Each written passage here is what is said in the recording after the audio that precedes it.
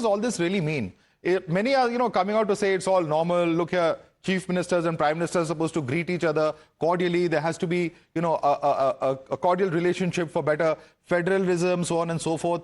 How do you read this? Is this just an isolated incident? Is it just political niceties, or is there a deeper political meaning that you would attach?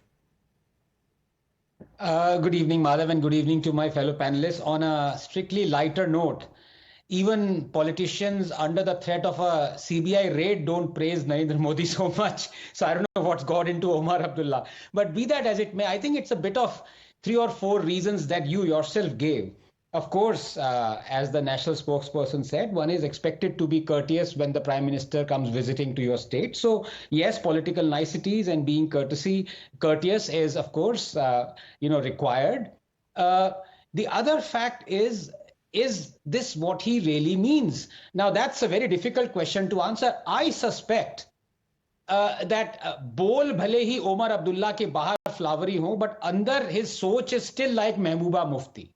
If you remember, post-abrogation of 370, it was Mehbooba Mufti who threatened rivers of blood, who said flags other than the tricolor will flow in Pakistan, who said why does a Muslim majority state like Kashmir needs to be with India. Likewise, Omar has never criticized his father, either on EVM saying that they are like thieving machines, or indeed being much more egregious in saying Allah chahega ki hum India se alag ho jayega, 370 abrogate ho jata hai.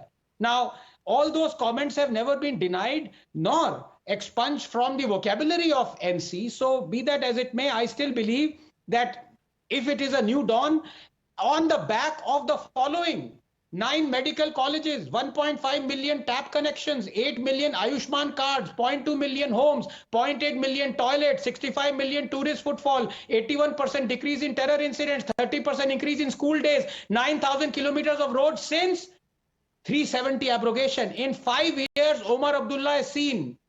This man has done so much development for Jammu and Kashmir, but I'll tell you, you can just 10 seconds, you can make hundreds of tunnels as you want, and it is all great for Kashmir.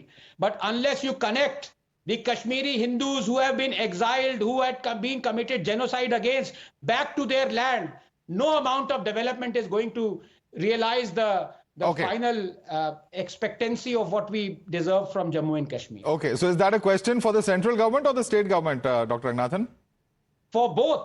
For both. For both. In that spirit, let me take